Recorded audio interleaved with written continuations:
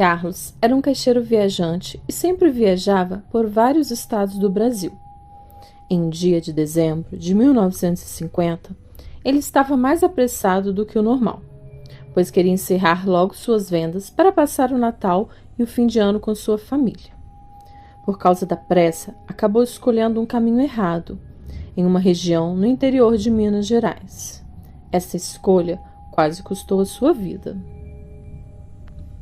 Em uma encruzilhada, o caixeiro viajante escolheu um caminho que parecia ser o mais curto, mas depois de um certo tempo percebeu que a estrada estava em péssimo estado, praticamente abandonada, e não havia uma casa por perto.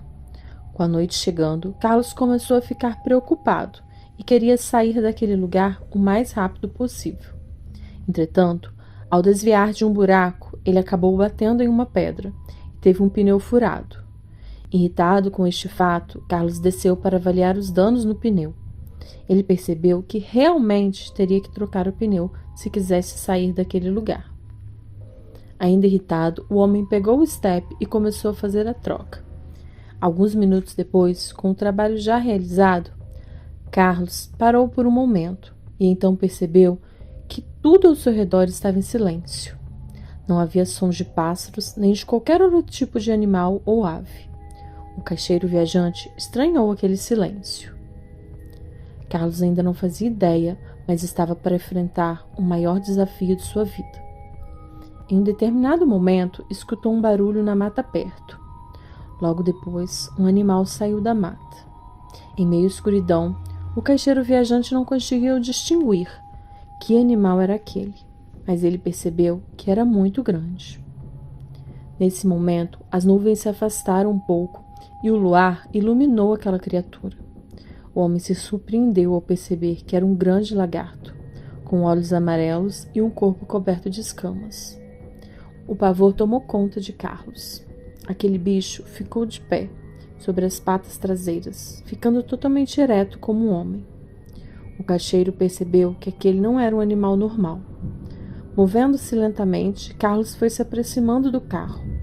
Nessa hora, entretanto, o animal soltou um grito e partiu em direção ao caixeiro viajante. Mas o homem conseguiu entrar no carro e, desesperado, tentando dar a partida, aquele bicho horrível chocou-se contra a porta do carro, tentando abri-la, deixando Carlos ainda mais apavorado. Suas mãos tremiam tanto que ele não conseguia segurar a chave para dar a partida do motor. Em determinado momento, Carlos percebeu que a criatura o olhava através do vidro da porta do motorista. Separados por centímetros, homem e criatura se olharam por um momento. Aquele bicho ficava mexendo a sua língua, do mesmo modo que as cobras fazem, e Carlos podia notar aquele bicho se esfregando no vidro do carro. De repente, aquele monstro recuou e se escondeu na sombra das matas. Mais calmo, Carlos tentou novamente dar partida no carro, mas de repente aquele bicho sai velozmente do mato e dá uma cabeçada no vidro do carro, estilhaçando. Carlos consegue pular para o banco do passageiro e com os pés tenta empurrar aquele bicho para fora, pois o monstro já estava com parte de seu corpo para dentro do carro. O caixeiro viajante então notou que a chave de roda que havia usado para trocar o pneu estava embaixo do banco do passageiro, pois ele havia deixado ali enquanto descansava um pouco após trocar o pneu. Sem pensar duas vezes, Carlos pegou a chave de roda e com ela bateu com toda a força no braço daquela besta. Aquela besta soltou um grito e pulou para trás. Aquela criatura ficou completamente ereta e com muito ódio no olhar. Olhou para o caixeiro viajante e depois correu para a mata. Aproveitando a oportunidade, Carlos deu a partida e arrancou com o carro. Mas um pouco mais à frente, um imenso galho foi atirado contra o para-brisa do carro. E Carlos, mais uma vez, teve que parar. Então ele viu novamente aquela criatura horrível sair do mato. Dessa vez, porém, o monstro caminhou calmamente na direção do veículo, parecendo saborear cada minuto de terror que o homem sentia. Carlos desceu do carro e correu em direção à mata. Ele podia ouvir aquele bicho se aproximando.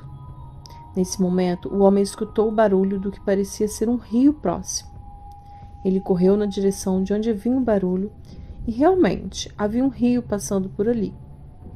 Sem ter alternativa, Carlos se atirou na água e nadou por alguns metros até chegar a outra margem. Olhou para trás. O homem notou aquela criatura parado na margem, observando sem tirar os olhos daquele monstro. Carlos foi se afastando.